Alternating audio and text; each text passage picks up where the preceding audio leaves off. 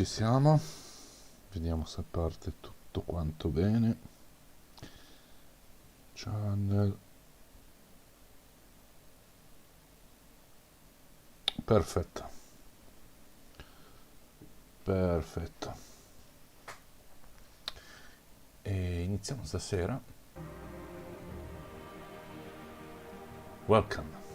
Welcome, children of the night, for this new adventure in the world of the game book. Tonight we'll start again a new book called A Princess of Zamarra by Kieran Cochran. After my third attempt to play Gem Runner, I could not able, there is not could not able to finish because there are different possibilities and different way to end a game book. And after my three, I think, online attempt to have my adventure, I try another couple of times and I die every single time in my other adventure of my latest book. So I will return to that book probably near in the future, but for this time on I will continue with a new one. So what it is tonight? A Princess of Zamarra. Let's go in and see what is the background of this new book.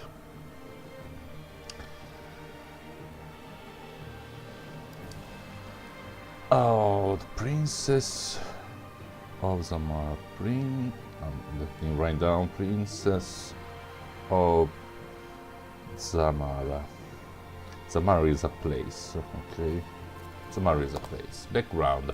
Zamarra is a chaotic land since the scattering and the grand army of Ostergoth the Green 3 years ago. His former followers have been forced to make their way in life as best they can. You, like many orcs, I'm an orc, cool, that's so cool. You, like many orcs who fought for Ostergoth, have found your calling as a sellsword to the highest bidder. Sometimes you have been hired to protect caravans or to raid them, to serve wizards or to slay them. Sometimes you have fought alongside your fellow orcs in this endeavor and sometimes against them.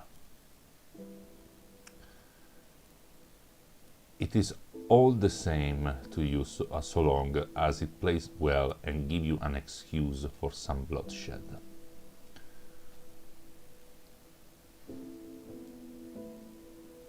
You are camped in the Iron Hills, recovering after a recent battle with some dwarf when you spy a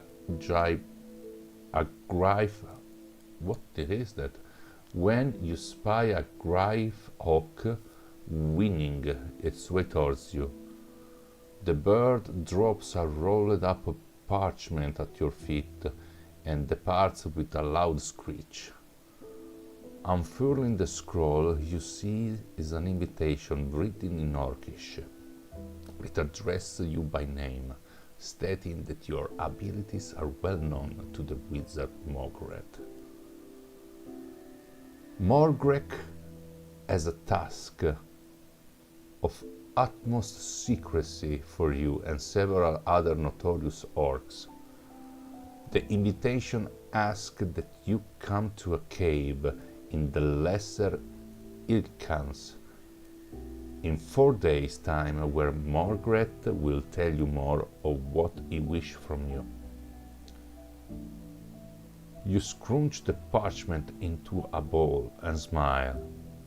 You were heard of this Morgreth. Through last you knew he was a servant of good. So why he wished to avail of some orcish brutality is a mystery to you. Still, he would not be the first good wizard to turn over a new leaf, and the invitation spoke of a greater rewards if you were to accept. Eager to put your sword arm to devastating effect once more, you gather your things and head out of the hills, heading west to the distant mountains. Your journey is largely uneventful, bar a tangle with a hill giant and a run-in with an out-of-luck human adventurer. You manage to supplement your provision by hunting various creatures, devouring them raw and feeding their warm blood slide down your throat. On the fourth day of your journey, you come to the foothills of the imposing mountains, their peaks bathed in the amber light of the setting sun. It does not take you long to find the cave described in the invitation, a great gouge in the mountainside. A rope dangles from an overhanging rock above the tunnel entrance, with an inscription carved in Orcish next to it. Ring the bell. Struggling, you pull on the rope, and a clanging noise reverberates from somewhere from down the tunnel. When the echoes have faded, you hear the tread of footsteps coming out. You hear the tread of footsteps coming out of the darkness towards you. Wow, okay. Seems very, very interesting. Basically, I'm an orc. Zamarra is the playground. I defeated this great army of Ostrogoth, and there is a Morgret mage that sent me a mission to take. So I don't understand if I am with a hill giant and a run-in with out-of-luck human adventure. I don't know if they are with me. Your journey is largely uneventful. Let me translate this 1 second.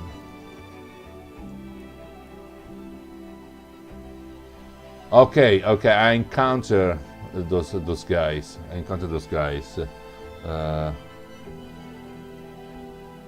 But they are not in my company, I suppose. So,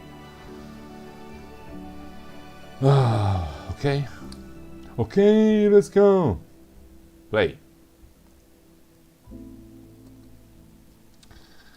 I got 8 skills: stamina 24, luck 12, and rage.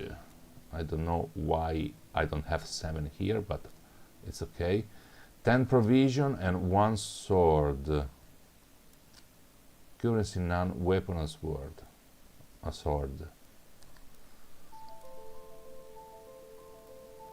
A light appears in the darkness, and a well-dressed man in a powdered wig emerges, holding a lantern.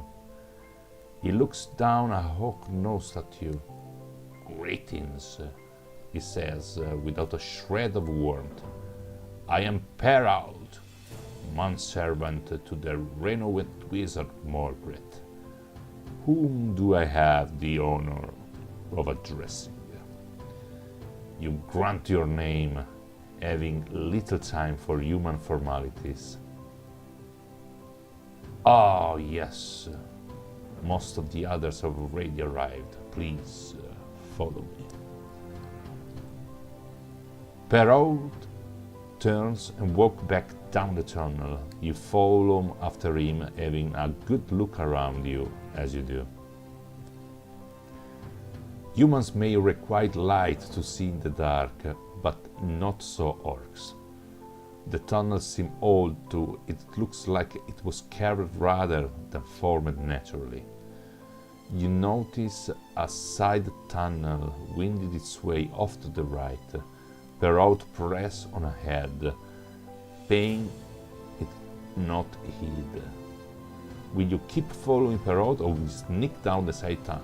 It seems very interesting, but I'm very curious about what is this Margrot wizard want from me. So I'm very curious. So I will probably follow this Perrault.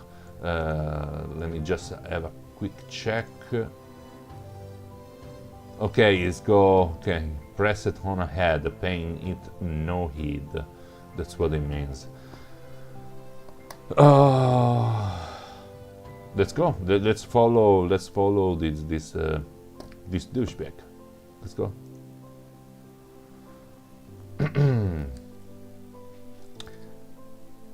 After following the twisting tunnel for a couple of minutes, you emerge into a torch-lit cavern. 4 orcs are already there and look at you.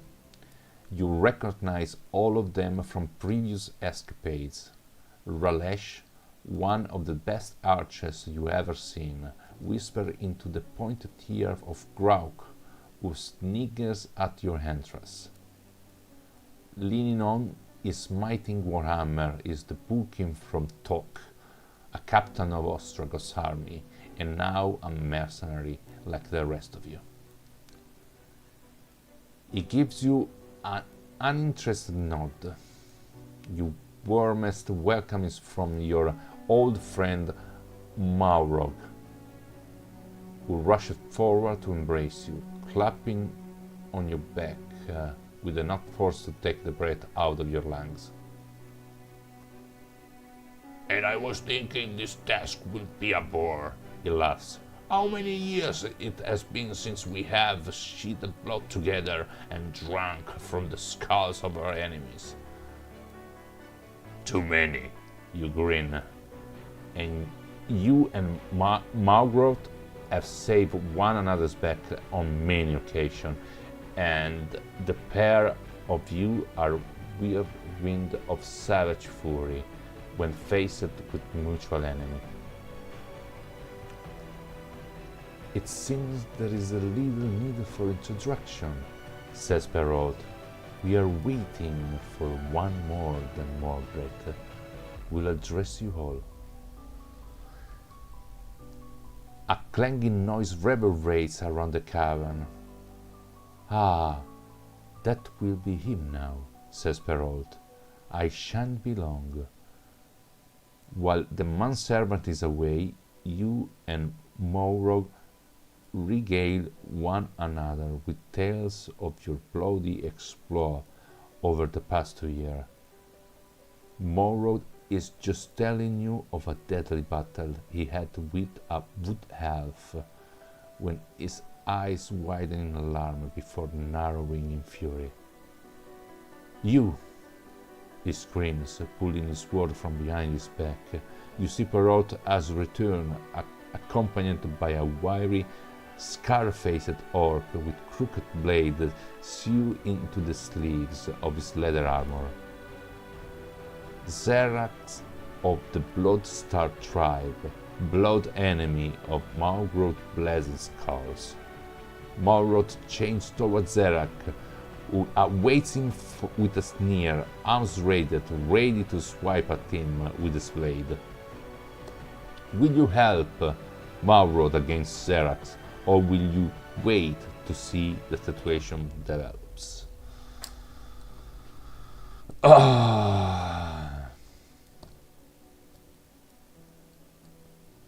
Seems this Margrot is a friend of mine, a close friend of mine. He hugged me very, very, very strongly before. I was thinking, how many years have been got together for the skull of your enemies.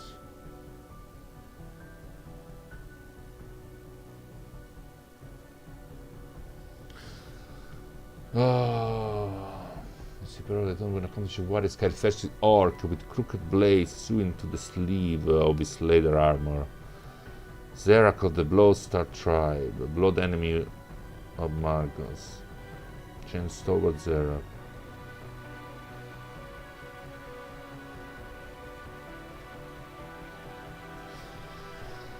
Well,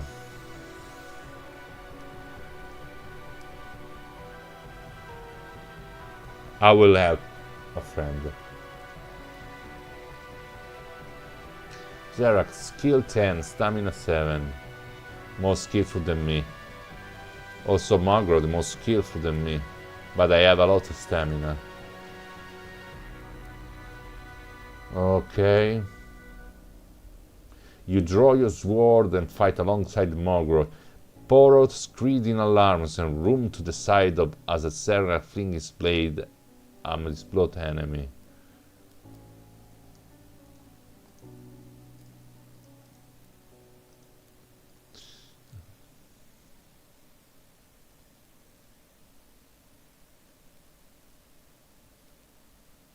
Okay, let's fight. Let's fight. Can I use the sword? Use. Fight.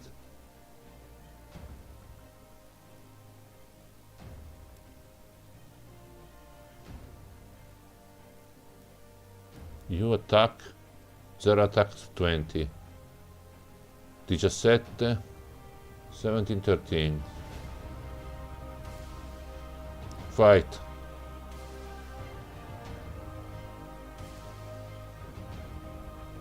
He's almost gone. He's almost gone. Fight. I don't know why my stamina is not going down on the top right corner. Probably it's a bug, I don't know. But we defeated the Zerak. Perrault stare at the two of you in horror. What have you done? Exactly what I want to know, says a voice behind you. You turn to see a bearded man in dark robes. Margaret, no doubt. Perrault rushes over to his master and fills him in on what happened. Margaret scowls at you both. There is to be no more bloodshed, he snaps. It turns to the other orcs, and that goes for all of you. I didn't bring you all here for you to kill one another. Margaret addresses the room. The reason I have brought you all here is that I need capable warriors without compassion for a task that will change the fate of Zamarra itself. A task that will end with me as king, and you with half of the gold in the royal treasury. Approving murmurs greet this thought. No one gets too excited just yet. Promises like this are a commonplace from wizards and often comes to nothing much in the end. Still, it is enough to perk your interest. The first part of this task involves Crown Princess of Zamarra. She's returning from visiting her fiancé, Lord Rudolfo of Gorak, in his land to the north, and her caravan will be traveling through this part tomorrow. I want you to capture her and bring her to me. Then I will tell you the second part of my plan. Perrault walks up to him to whisper something in his ear. Margaret's eyes sweep the room. Margaret points to Tok. You will lead the group. Tok bangs his massive fist against his even more massive chest in salute. I want all of you obey. Tok, says the princess, and bring her to me, and leave no witness. Perrault's tells you the route to the Princess Caravan. If you leave now and travel through the night, you should meet in the morning. All of you file out of the cave and down the tunnel, intent on your mission. You all travel non-stop through the night, out of the foothills of the lower Hickans, and over green fields, and through dense copse, over stream and hills, until as morning is breaking, you come inside of the cobbled road that links the citadel with the northern lands. You quickly prepare a camp and make sure to stay out of the side of the road. Relish managed to shut down and passing deer, and although it is so risky to light a fire, you are soon tucking into delicious raw venison. And you restore a little bit of stamina, that's good. You are just sucking the last of the blood and juice from the fingertip when the Relish cries out that it can see the Princess Caravan approaching. You all take cover behind the bushes and trees along the roadside. Peering from behind a tall oak, you see a carriage, a large vehicle painted in ghostly shades of red and gold, and pulled by a team of 4 horses. An escort of armored horsemen and infantry march alongside it along, with a handful of mounted lordlings trading quips with one another. None of them looks too concerned. Zamarra may be the lawless kingdoms, but no doubt they consider themselves well enough armored to deter any would-be attackers. You will make them pay for that compliance. "Charge!" screamed Tok.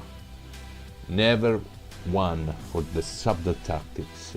The lot of your break from cover, screaming, blood-curdling war cries. The Princess Escort hastily tried to gather between you and her carriage, fumbling for weapons and barking commands at one another. Will you follow Tok and charge against them, or will you swing around to the side and attack from there?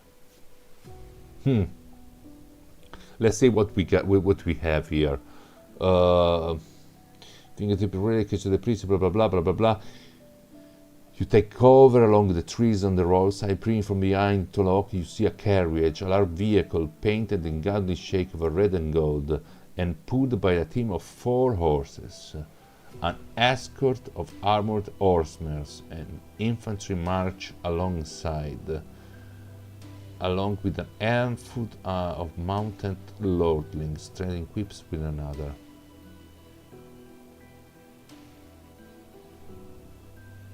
Well,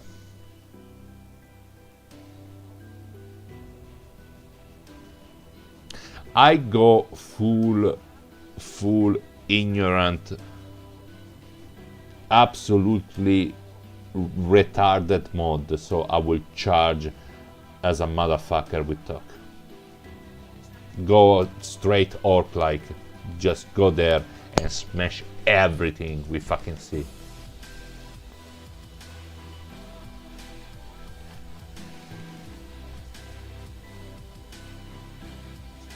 So let me use the sword, use it. Your party crashes into the Princess Guard with the clash of steel and the scream of the wounded. You bring down a lordling struggling to free his sword from his stealth. Then you turn to face two spearmen. First spearman, let's fight.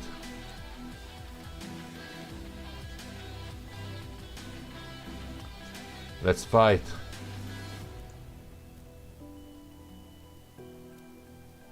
Let's fight again. Oh my god, he's very strong. Let's fight. Let's fight again. He's down. Let's fight the second one. Let's go. Let's go. Let's go. Yes.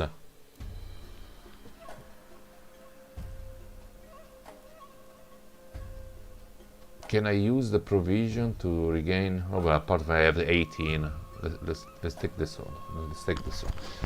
The caravan guard is broken and scattered, the soldiers screaming, fleeing and dying on all sides. Effortlessly you push through the carriage. As you reach the rear, the door flies open and a grey-haired man in vermilion robe bursts forth.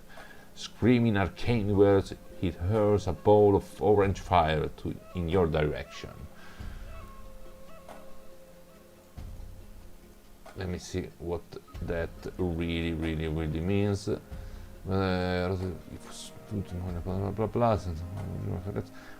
retro la porta si spalanca e si interrompe un uomo dai capelli grigi con ok. So I have a magician launching me a ball of fire. And I will test my luck. I have 12. Let's see. 6, I'm lucky. I don't know. Let's see. The wizard's knowledge of the magical arts may be commendable, but his throwing arm is less so. The fireball sails over your head, and its relish was standing nearby. Relish lets out a blood-curdling scream at the flesh consuming, melting the flesh from his bones. He falls a charred husk. Before the wizard can recover to hurl another fireball, you rush toward him and mount the platform at the back of the carriage. The wizard barks out and harsh words and waves his hand at your face. A blinding light shines forth and you step back dazed. And I will taste my rage. I resist. You try your best to listen for the telltale sound of the wizard's movement, swiping at every noise. The wizard is not much as a fighter, but he will capitalize on your weakness to the best of his abilities. For this battle, you must reduce your attack strength by 2, or account for your blindness. For this battle, you must reduce your attack strength. I hope that it will make it automatically. Let me use the word. This word. Let's go. And okay, you find your vision now is coming back to you. Oh, I have to do with it. I lost the points of luck. Okay. I defeat the magician. Perfect. You find your vision is now coming back to you. You throw open the carriage door to see a plump, middle-aged servant woman cowering with a richly dressed young lady, the princess, no doubt. Seeing the lack of mercy in your eyes, the princess stands up and pulls forth a dagger.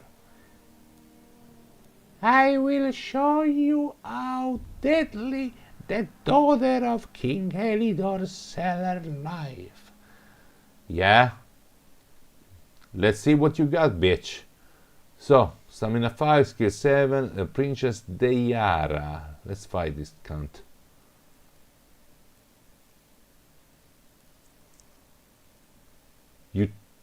Oh my god. You throw open the carriage in the problem. Okay, I just did that. Okay, summer life. Okay, fight. You bring the pommel of your sword down upon her head and knocking her senseless.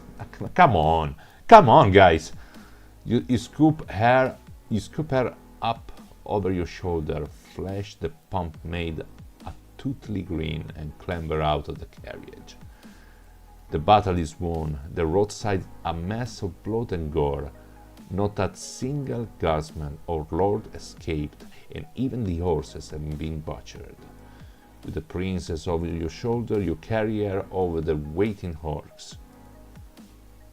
One of the horses hands you a rope, and you hurriedly bind the princess and place an old rag in her mouth as a gag. She does not struggle, but her eyes shine with defiance. When she's stung up, you start heading back to Margaret Lair. Some hours later, you come to a corpse in the shadow of a steep cliff. You haven't rested properly since getting off on this mission, so you decide here will be a good place to camp. You agree a watch rota and get a fire going, then settle down to sleep. That's amazing. I regain a little bit of stamina. You awaken feeling somewhat refreshed. The princess lies bound nearby, her red-rimmed eyes staring into defiance. You scoop her up, then head into the mountains. You reach Margaret's lair a few hours later, and soon standing before him emperilled, dumping the irate princess at her feet. She snarls through her gag and strains at their bones, her attempts sparkling laughter from all assembled. "You have done well," says the wizard. "Now, for the second part of my plan, I only need one orc for this, and only that one shall receive half of the royal treasury."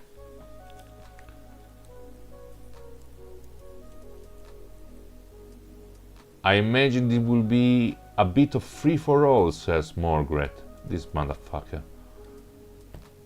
"If you want the reward, you have to better prove your worth." So I have to fight with a friend of mine. Really?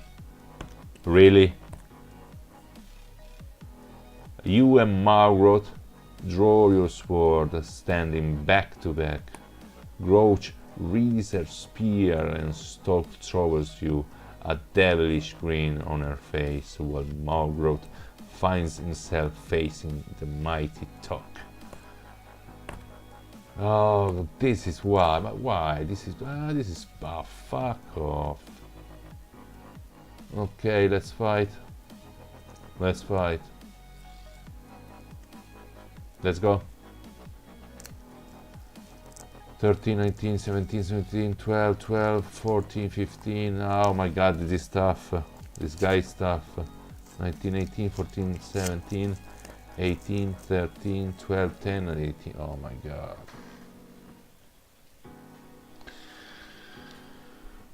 Let me taste my rage. Yeah, maybe with rage. I can use provision. No, I can use it. Only 10 stamina. Well, go with the rage. Go with the rage, come on. Stamina 1. I beat him. But I'm very weak right now. I'm very weak. Can I use provision? Yes. That's awesome.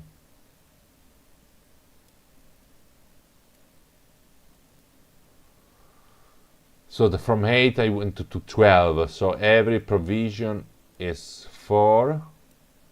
I can use 2 provision, one after another one. Yes.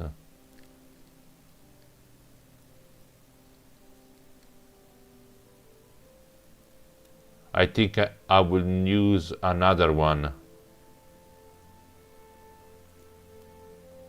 And another one.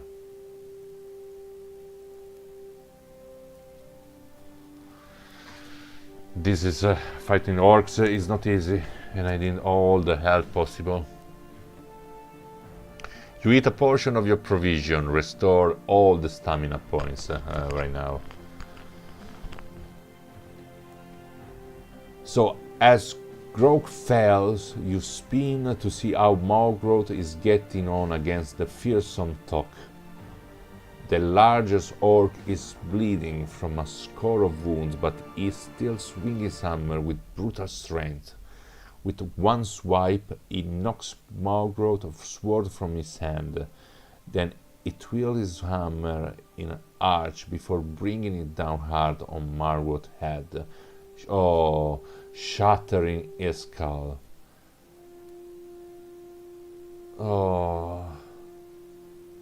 Raising the gore spattered hammer once more, he turns to face you. You killed my fucking friends, you son of a bitch. Let's fight. Go with my rage. Fight. Fuck. I won. I won. I revenged my friend.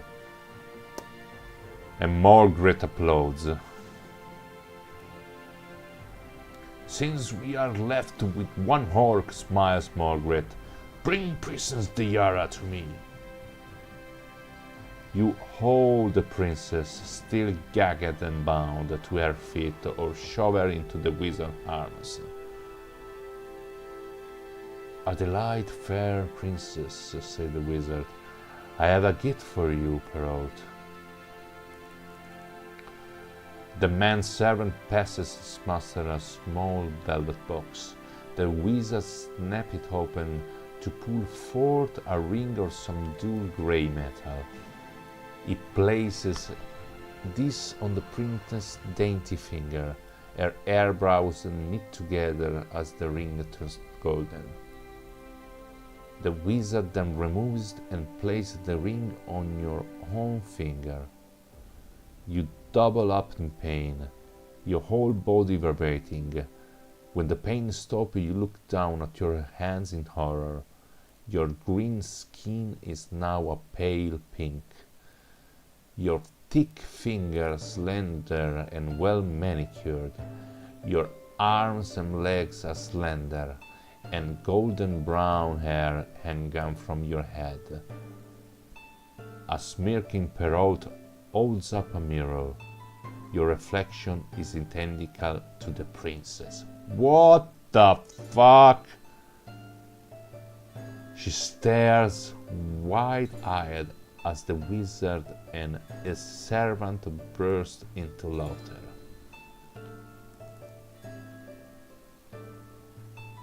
What you have done to me?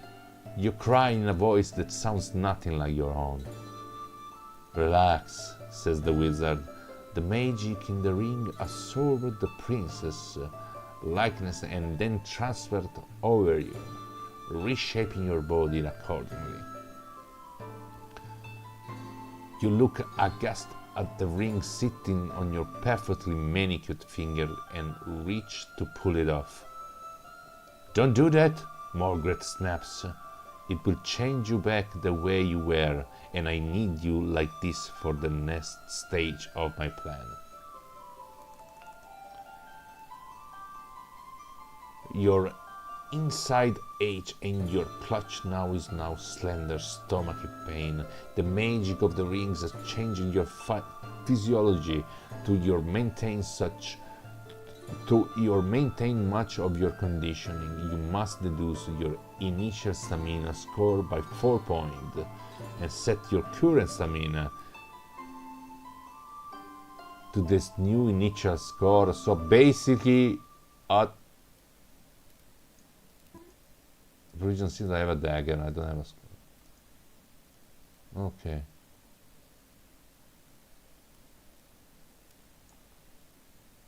What happened to the music? Yes, I'm still.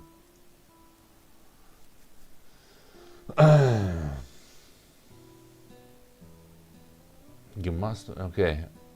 I have less stamina. Because I'm a fucking broad.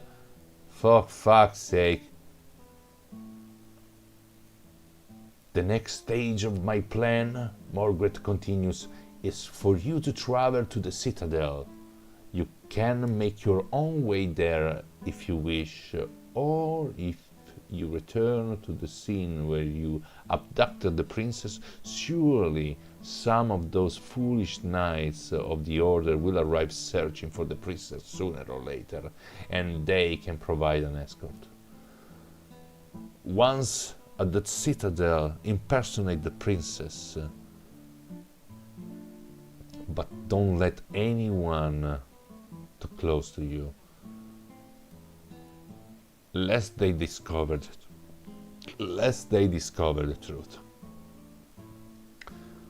While there, you must assassinate King Elidor. Oh my god! Assassinate King Elidor and the princess betrothed Lord Rudolfo. The princess screamed through her gag at this, her eye cold fire.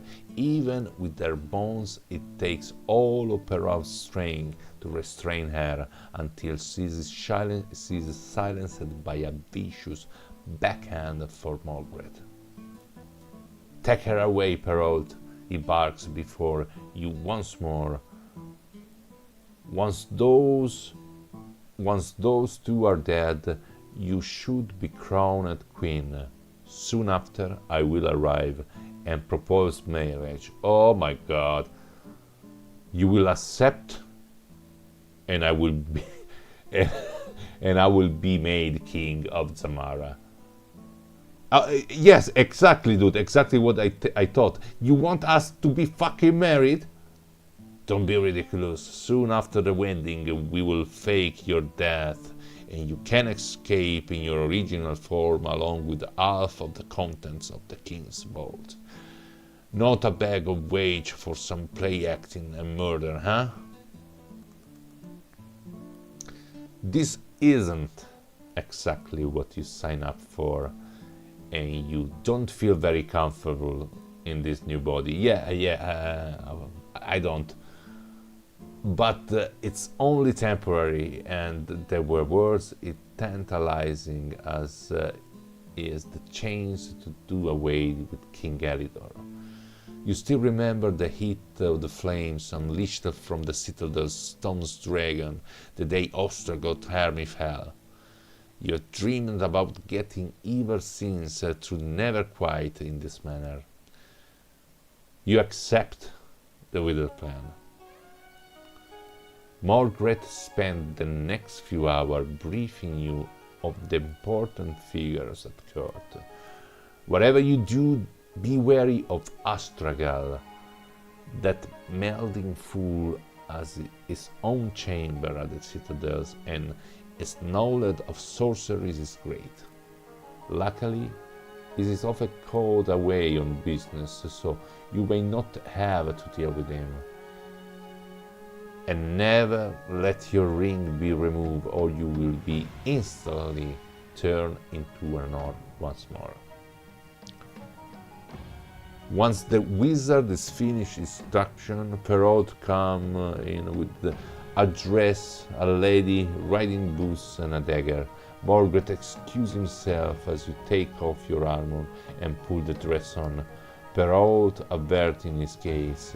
Once you are done, the manservant hands you the dagger.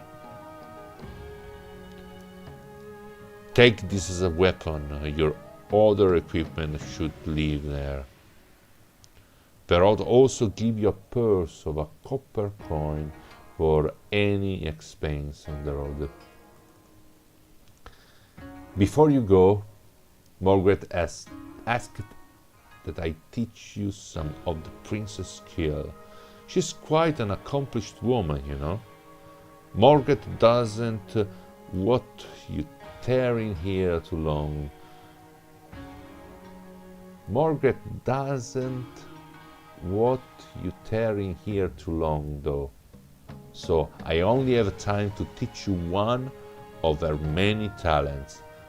What you like instruction on. Okay, dancing. What is fencing? Sorry, Fencing. Okay.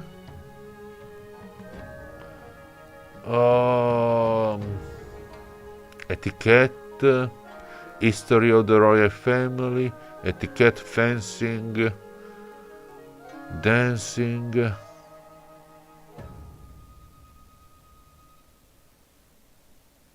etiquette.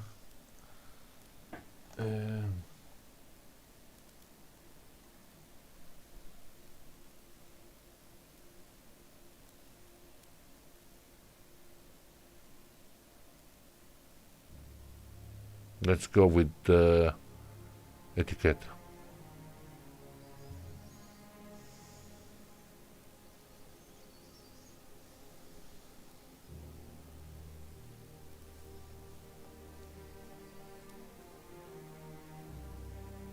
Parole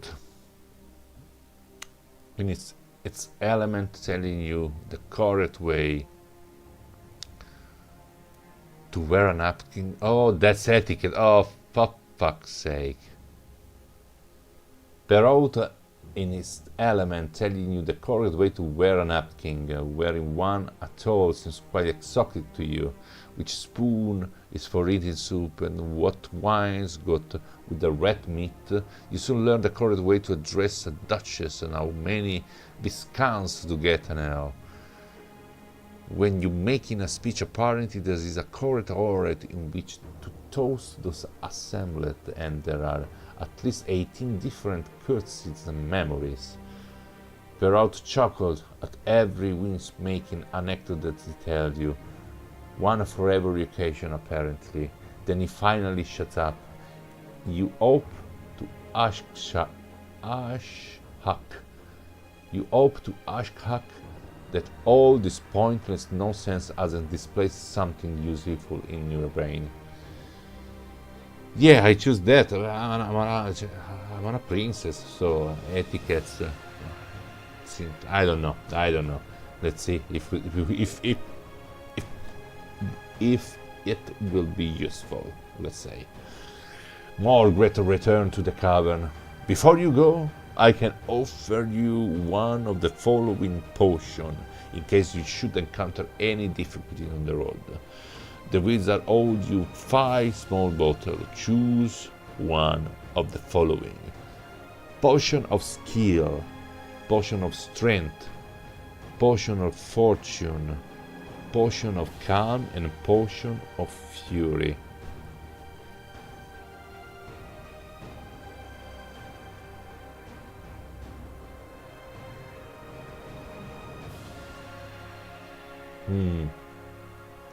Seems difficult.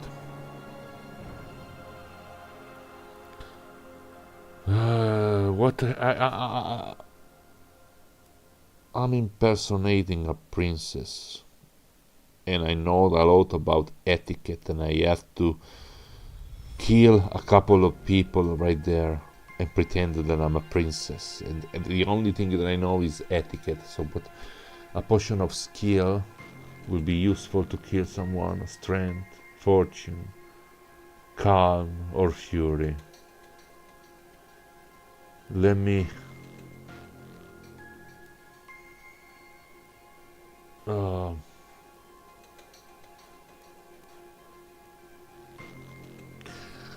I must say the first thought was a potion or fortune.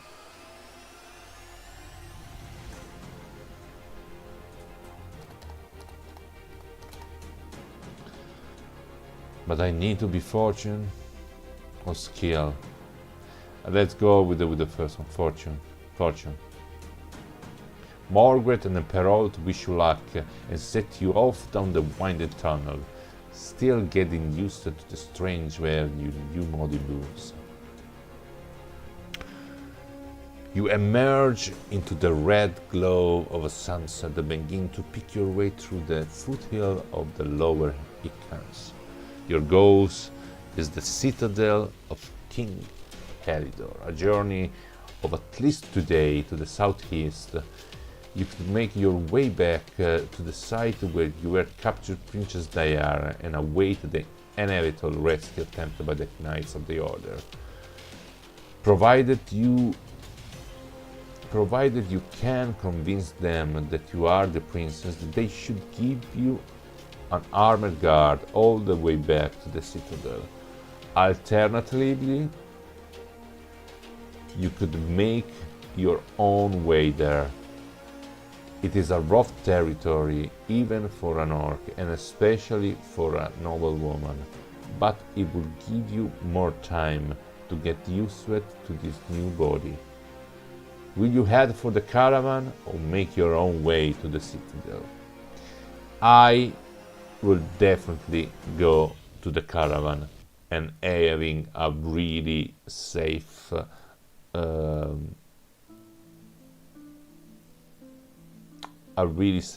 armored guard all the way back to the citadel, even though I still have to understand what the fuck is going on with me, but I will go, I will head for the caravan for sure, for sure.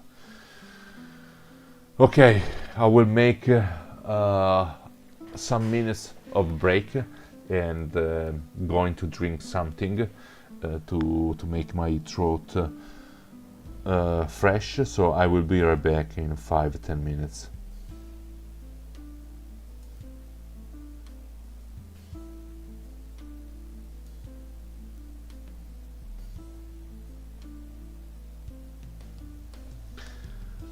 Be right back.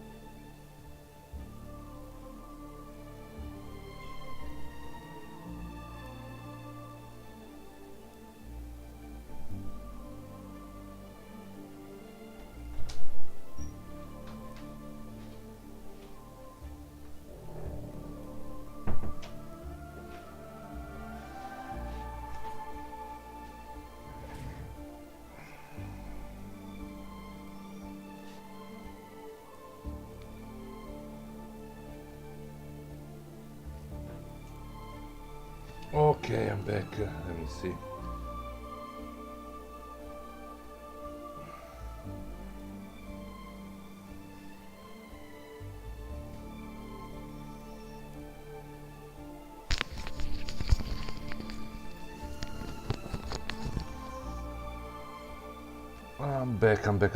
I'm back. Here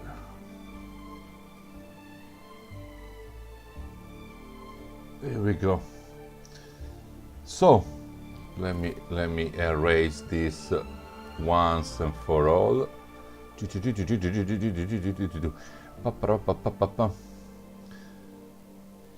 Won't be the dark days, wind winds, dark tales. Winners, dark days, do. Ok, fatto, perfetto. Ok, welcome back, children of the night. What is happening right now? I'm playing a game book called Prince of Zamarra, and basically what happened till right now, I'm an orc that fought a battle, that received a message from a wizard. So I went to the wizard to hear what he has to say, and with me there were other orcs, and the wizard wants us to kidnap a princess. So we did it. We went there and kidnapped the princess.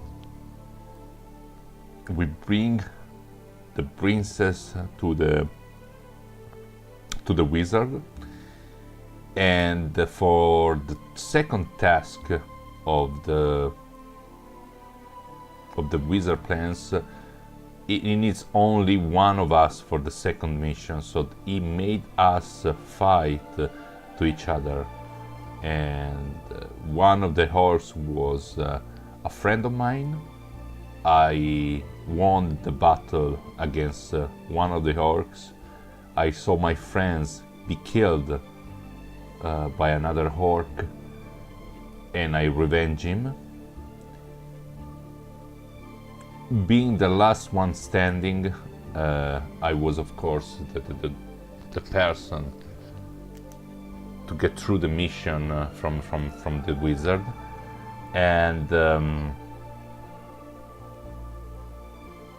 as the princess was there, he put a ring on my finger and cast spells and make me switch from an orc to be the princess.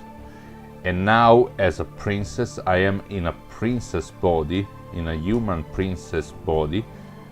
I have to go into the citadel, and my mission is to kill the king and another bunch of dudes, I believe.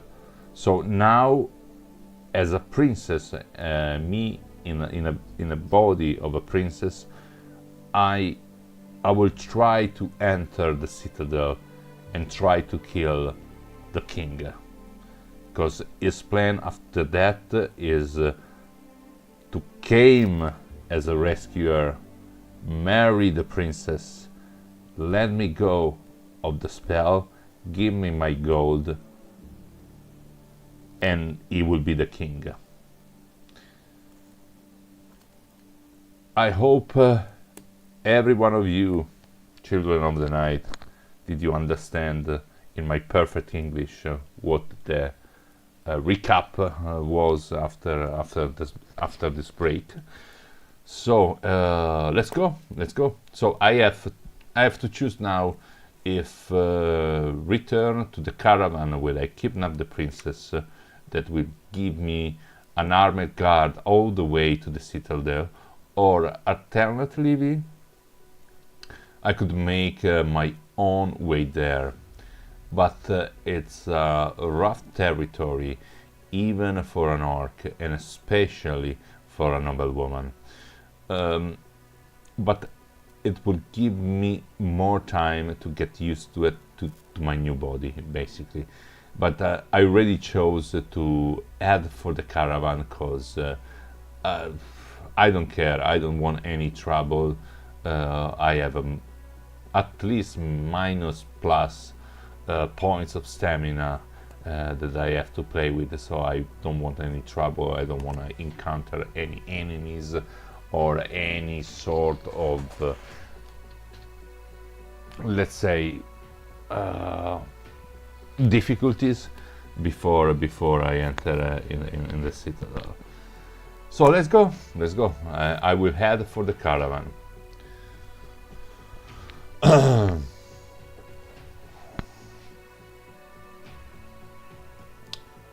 You set off in the direction of the caravan. The jagged land of the foothills soon gives you way to rolling hills and woods tinged with the golden of early autumn.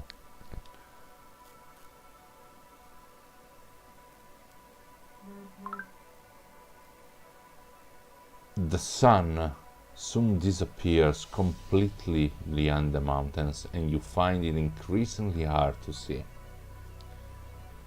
Clearly, your new human eyes don't see as well in the dark, and the crescent moon helps little. You trip over an old tree root, and as you are cursorily picking yourself up, you spot the glow of a campfire from a small copse to your left. Will you investigate, find a spot to set up camp yourself, or journey on through the moonlight?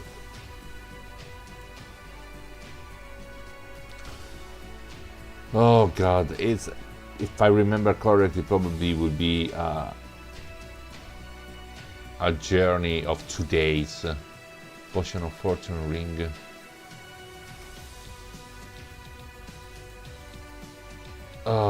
Let's see, I will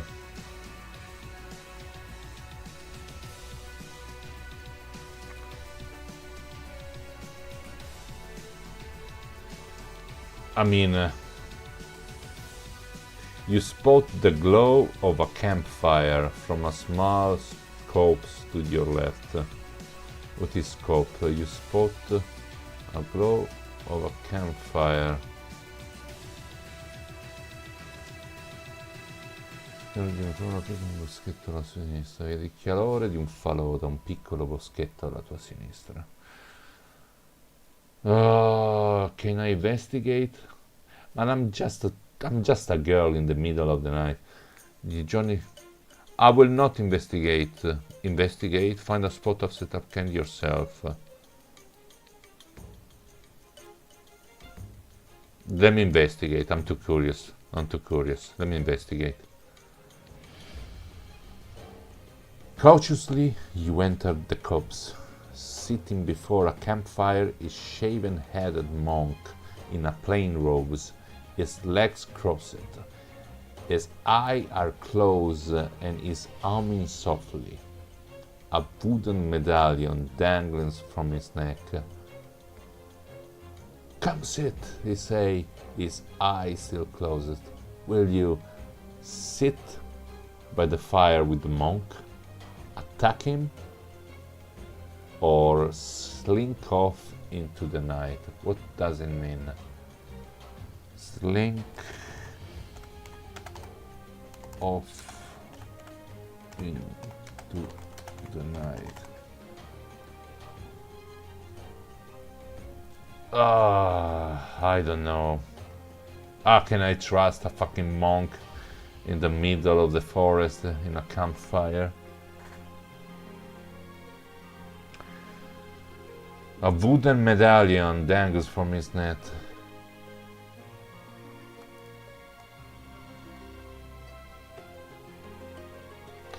Seems harmless, but you never know. You never know. Can you trust him? Let's go. Let's go with the monk.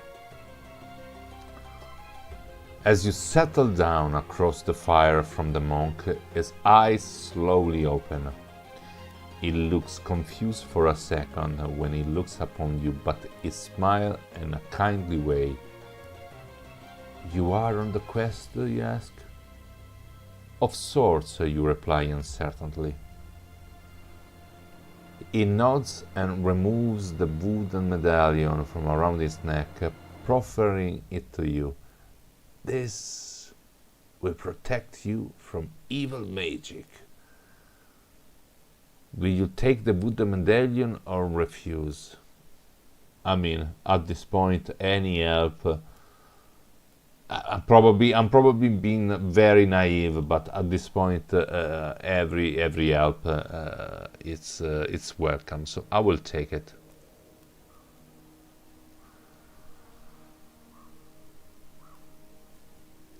He smiles as you place the medallion around your neck. The monk closes his eyes once more. "You can spend the night here if you wish. It is warm and I will make sure no harm comes to you." You sense the monk is no danger and settle down to sleep. You are awakened the next morning well rested and restore 4 stamina points. There is no sign of the monk, and the fire has now burned to cinders. You gather your belongings and move on.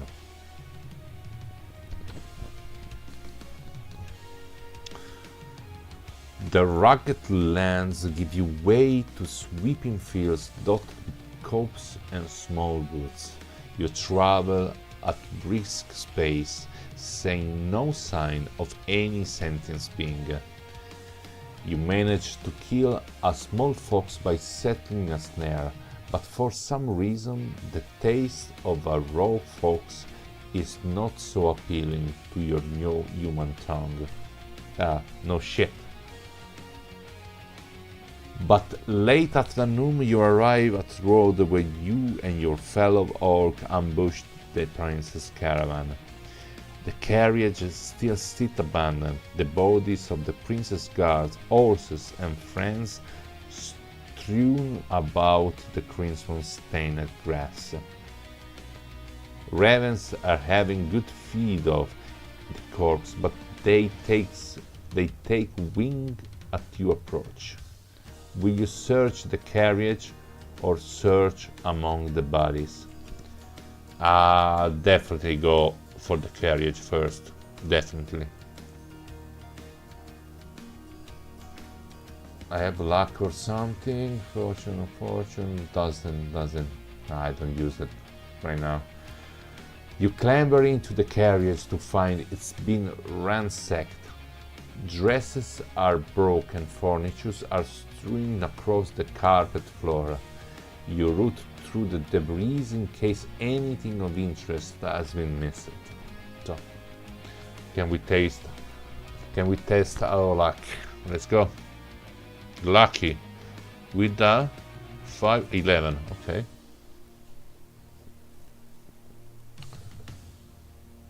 You find a hand mirror laying underneath some torn dresses. You decide to pocket this, if only because it seems the kind of thing a noble lady might have upon her person. The clop of hooves and the trundle of a wagon in the distance disturbs you, and you climb out of the carriage to see the cause of the commotion.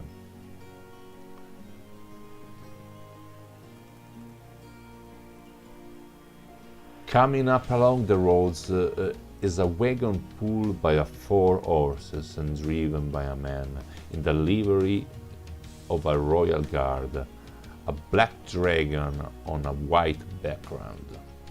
Men-at-arms and knights atop horses accompany the wagon at either side. On seeing the carnage before them, they come to a halt, clearly overwhelmed. However, 2 of them spot you and urge their horses forward. As they came close, you recognize one, Bahadur, the hero who saved the citadel from Ostrogoth armies by relighting the torch at the Fangs of Fury impetus reigniting the flame of the dragon sentinels. You can still feel the heat and intensity of the dragon breath and hear the scream of your fellow orcs as they roasted alive mere moments from victory. Bahadur is now the most renowned knight of the Hordes and has since clashed with the orc tribe of Zamarra several times. The other horsemen you don't recognize, but you know from Margaret's description, Captain Lasky of the 7-foot logger, Bahadur, former commanding officer. The two are soon before you.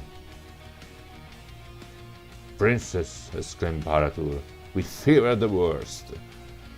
The wizard Asgard spies the remains of the caravan in the form of an eagle and races back to the citadel to inform us at Lasky. The king dispatched us immediately to find you and avenge you should be necessary. And luckily, it seems it's not necessary, Sir Bahadur.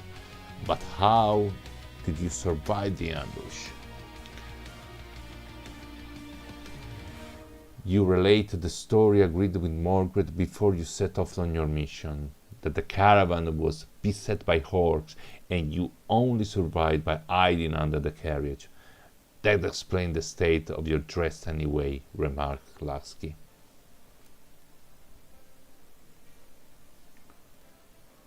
Yes, you must excuse my less refined and unusual appearance, you say. Perhaps I should ask my father for a suit of plate mail next time instead. Lasky chuckled at this, and even Bahadur cracks a smile. The two of them ask you various questions and offer commiseration for your friends and guards. You show the expected level of sorrow and are effusive about her efforts to rescue him, charming them with hard-eyed words and little jests. Lasky offers you his horse, taking the reins to lead you to the carriage. You always had a good word for us plebs, my lady, he says. The other officer and I sometimes go for a secret drink after dinner if you ever fancy to join us. There is a secret door in the wine cellar.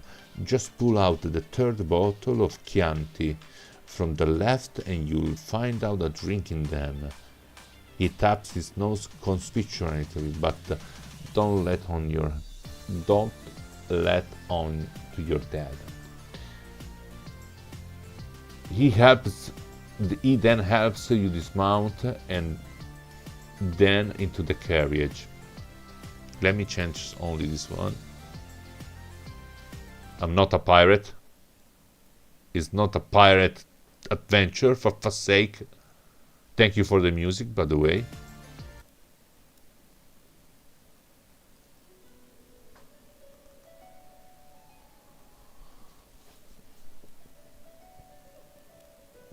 The carriage trundles on, Bahadur and Lasky filling you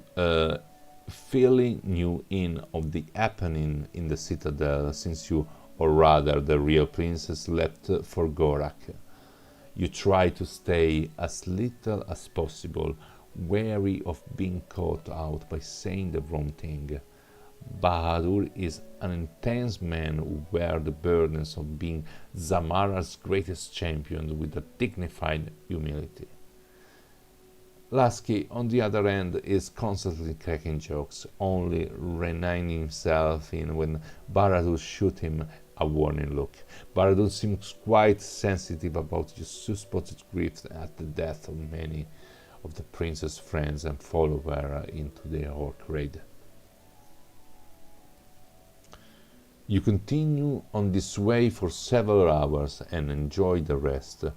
The carriage is equipped with several delectable sweetmeats and fine wines, and you are taught you're very careful not to make a pig of yourself in front of Bahadur and Lasky. You'd certainly enjoy a bit of indulgence, and you will restore a little bit of stamina point. You are just sipping a fine red wine when an arrow tongues into the side of the carriage. Shout alarm comes from outside, mixed with a dying scream of one of the guardsmen. The procession is under attack. Bahadur tells you to wait to the carriage, drawing his sword and throwing open the door. Lasky follows him, drawing his own weapon. You take a peek out to open the doorway. There are at least 2,000 bandits, bare-chested with fur caps and long mustaches. Raiders from Kazan by the looks of it. Bahadur charges into them, dragging one of his horses and spitting him on his blade. Atop the crest of a hill at the bandit leader's barks out commands. Do you leave the carriage to help Bahadur, or stay safe in the carriage and let the humans die to protect you? I didn't learn anything about sword and stuff.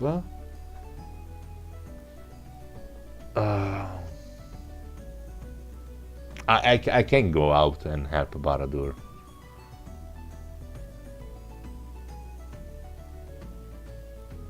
But there are at least 2,000 of these bandits, bare-chested with fur caps. Oh God, we are outnumbered here.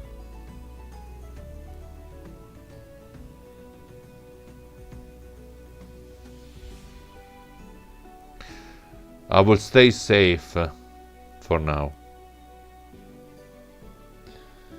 You sit in the corner of the carriage, the scream of the dying ringing outside. Suddenly the carriage door is thrown open and two Kazanine sportsmen clamber aboard.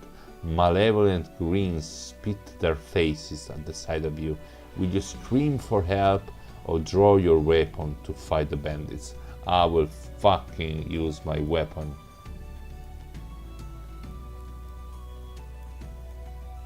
Let's fight. The bandits seem surprised to see you fighting back, but they soon recover their wits due to the cramped nature of the carriage.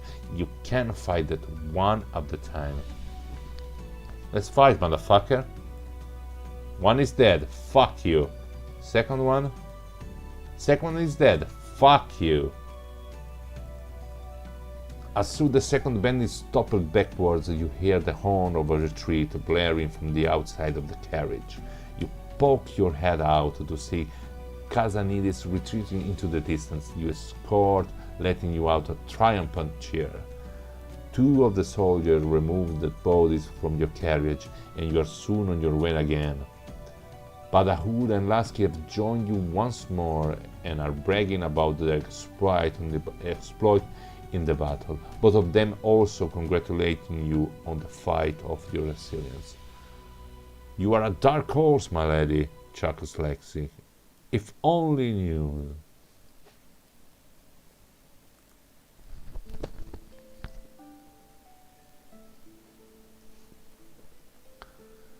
Dusk falls, and Bahadur is forced to light the carriage lamps. Even Lasky can barely stifle a yawn as it tells its last anecdote. The procession soon comes to a town and Bahadur orders a halt. Lasky helps you out of the carriage and you find yourself standing before a 3-story stone inn, the warm embrace painted on its signs in thick red letters. The party enter a high-ceilinged common room, a fire blazing merrily in a great hearth. A 4-piece band plays some folk tune in the corner, and several of the patrons are dancing through how anyone can dance to music with no drumming is beyond you. One of the soldiers finds you at the table out of the way while Lasky arranges your rooms. The innkeeper can barely contain his delight at realizing he's as a royal guest, and fall over himself to offer you the most sumptuous meal you ever tasted. The roast peasant that is placed before you 30 minutes later is covered in some delicate mushroom sauce which just spoils the taste as far as you are concerned, but you smile appreciatively nonetheless. After eating, the band increased their tempo, and Butlaski and Bahadur rise to their feet. Princess, would you care to dance? They both sang together and looked at one another uncertainly. You will dance with Bahadur, Lansky, or will refuse? I didn't learn the dancing skill, so I will refuse.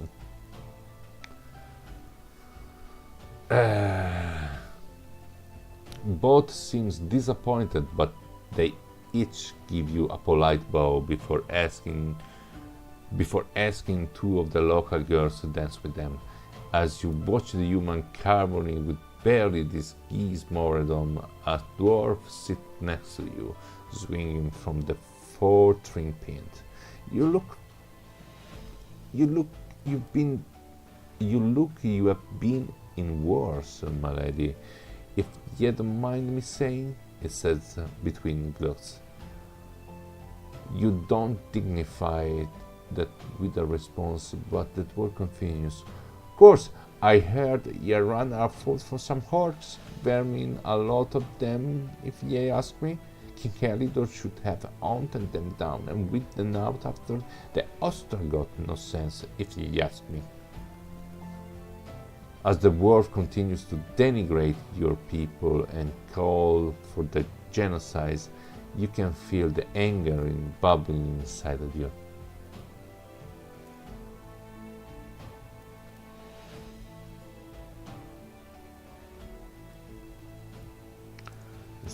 Succumb. You leap at the astonished dwarf who barely has time to. Oh, another fight in a bar. You leap at the astonished dwarf who barely has time to put forth an axe before you are on him.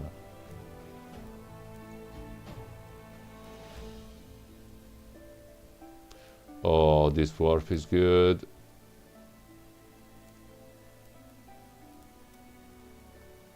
Let's fight again. Okay, he's dead.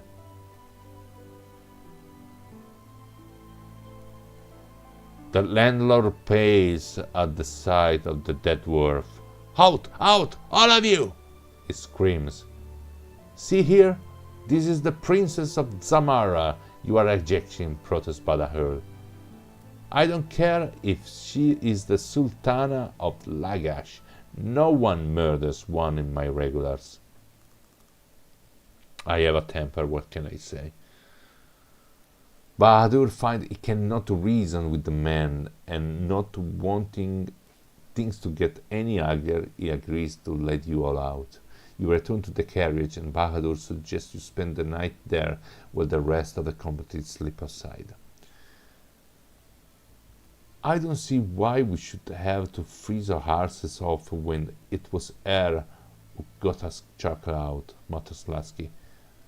A warning glance for Bahadur shut him up, however. The princess would not have struck out unless the dwarf had provoked it mightily. He looks at you uncertainly. Is it right, my lady? Okay, not a pirate.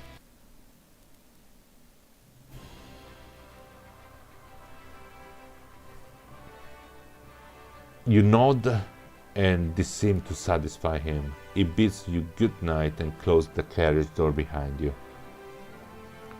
You stretch out on the leather divan and try to sleep as best you can.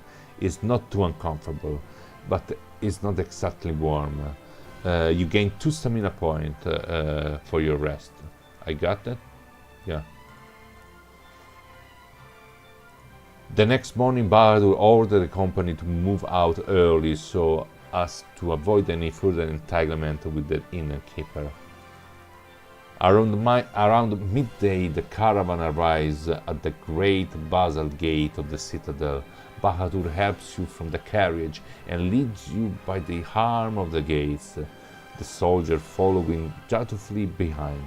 Armor at night salute while a liveried servant rush ahead to announce your arrival.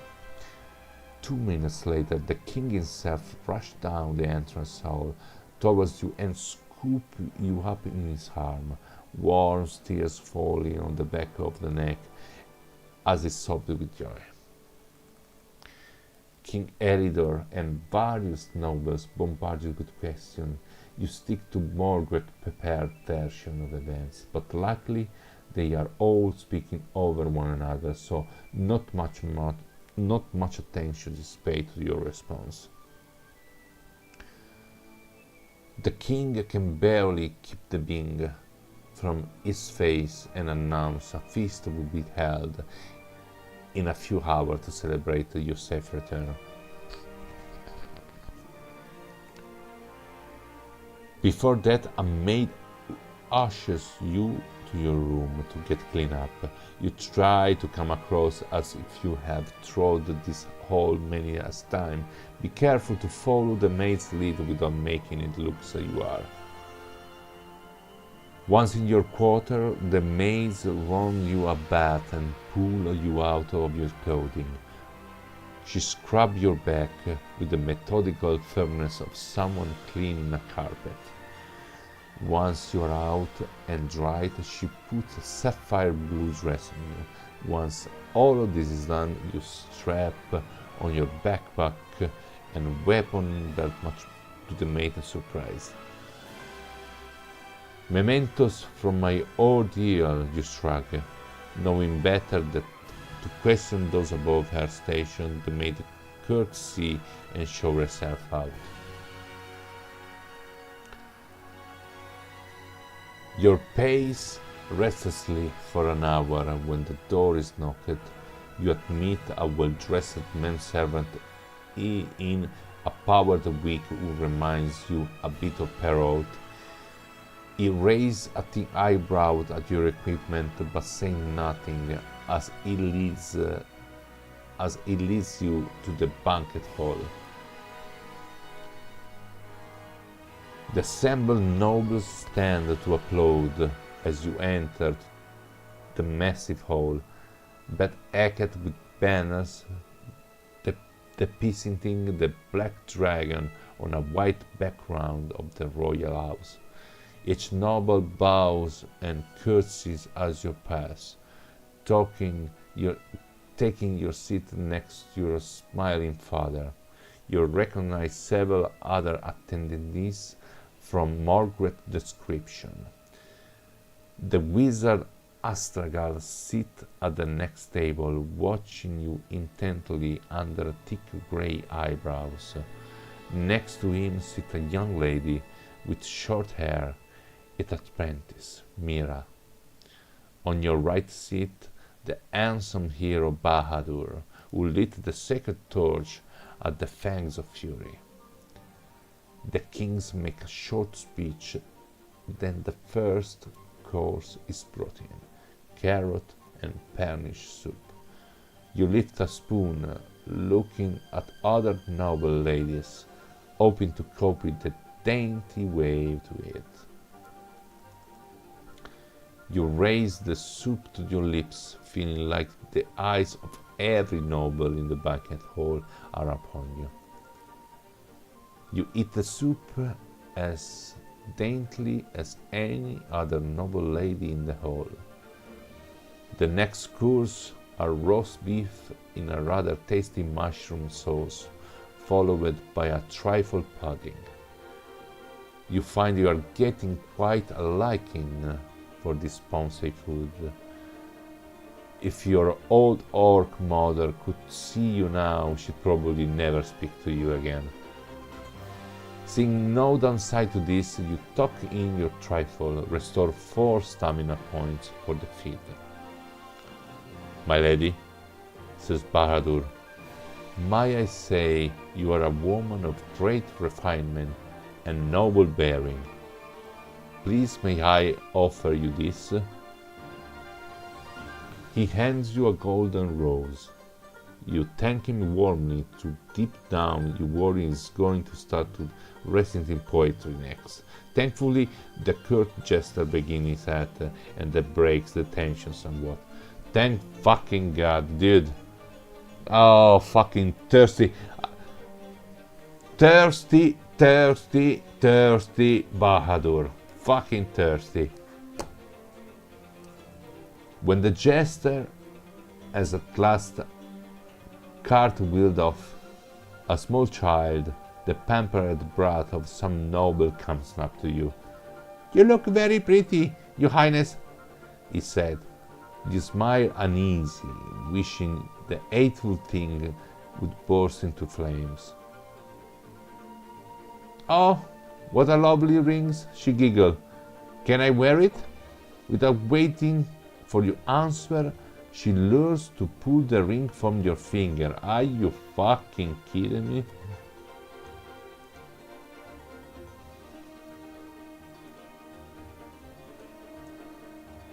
Fuck off.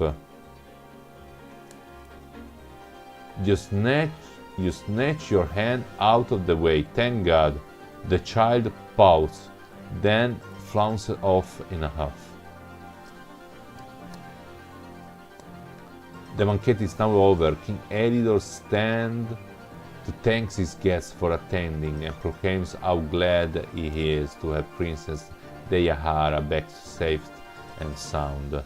If only knew. The guests start to file out of the banquet hall in ascending order of her ranks. You leave last before the king. He gives you an embrace before you depart. He stinks of lavender and fine wine, and you consider sticking your dagger into him. And you consider sticking your dagger into him there and then. But armed soldiers still stand in attendance. Best to get him alone, of course. You wish him a good evening, then leave the banquet hall.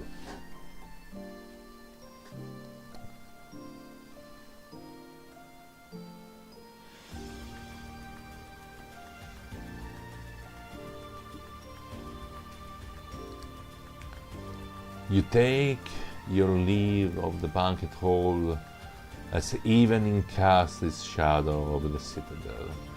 Guards bow politely as they pass, lighting the torch along the walls. King Elidor has retired to bed, and it seems you are not at your own devices. As you wander the castle hall, you, however, to servants saying that Astragal has had to leave for business abroad, leaving his apprentice Mira to deal with affairs here. Having the snooping wizard out of the way can only be good news, but what will you do now? Visit the wine cellar and maybe help yourself for a bottle of two? Take an early evening stroll through the royal garden? Retire to your chambers for the night? Or decide that now is the prime time to kill the king?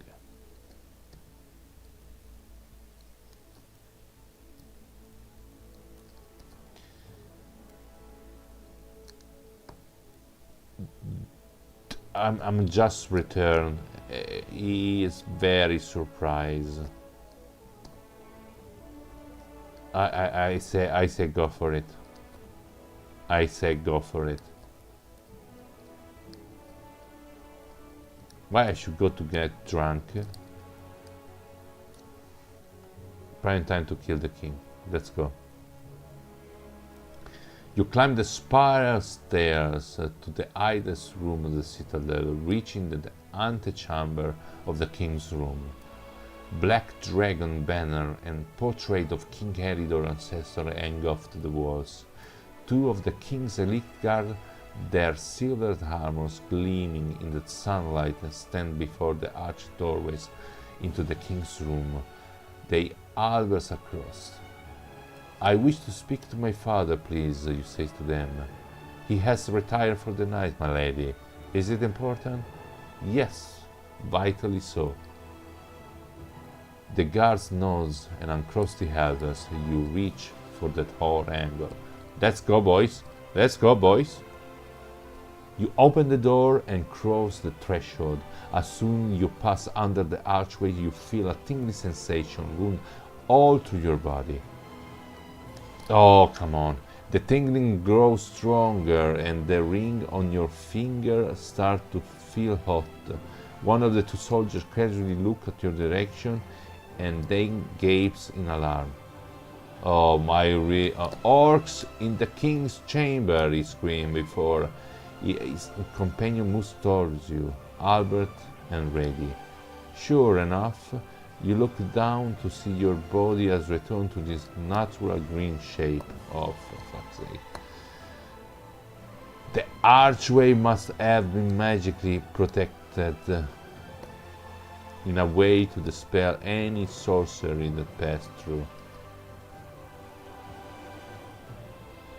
King Elidor dresses in his bedclothes and clearly awakened by the guard shouts, stand on his bed, looking at you incredulously. Kill this vile creature, is command. The guards are only happy to comply. Okay, let's pump a little bit.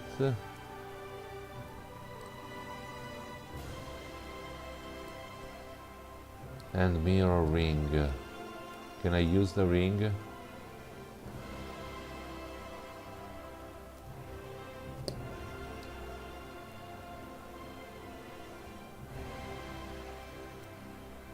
Let's fight. Fight. Ah, very bad. Fight. Fight. Fight. Fight. They are strong. Taste my rage. Fight. Oh my god. I'm dead. I'm dead. I'm dead. I'm dead. I'm dead. I'm dead. I'm dead. Potion of fortune. Fight. Fight. I'm dead. I'm dead. I'm dead. I'm dead. Oh, this was a good adventure. Oh, I thought that it was so easy. Go straight direct to my father's room and fucking kill him. Can I use the potion of fortune? Can I use this? No, I can't. I'm fucking dead. I'm fucking dead. I'm fucking dead.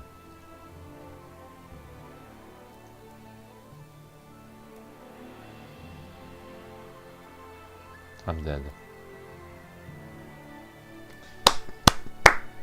Awesome, awesome. I really like the story. I really like the story. I was probably too too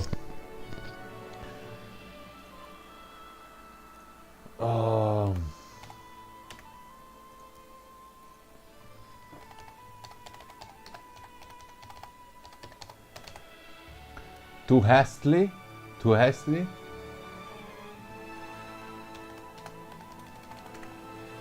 Too fast or too eager to end up the story? My god, one of my first choices is just go into the canteen and drink some wine. I didn't expect it I didn't expect it to be discovered, but I thought I was secure with the ring and all. Just entering the room with the king, kill him, and laying his body on the bed, make, I don't know. Probably it was too much easy. Too much easy. I will try another time, and I will try to remember every single step that I choose, before going up to the stair and reach up the king room to kill him, and I will probably do that. I will definitely do that, probably streaming tomorrow. Oh, it was good, it was good. Oh, for fuck's sake. That's fine, that's fine. It was good story, good story, good story. I enjoy it. I enjoyed the adventure. I will continue tomorrow making a second part of this adventure tomorrow. So thank you so much, everybody. I wish all of you peace, balance, and serenity. Bye.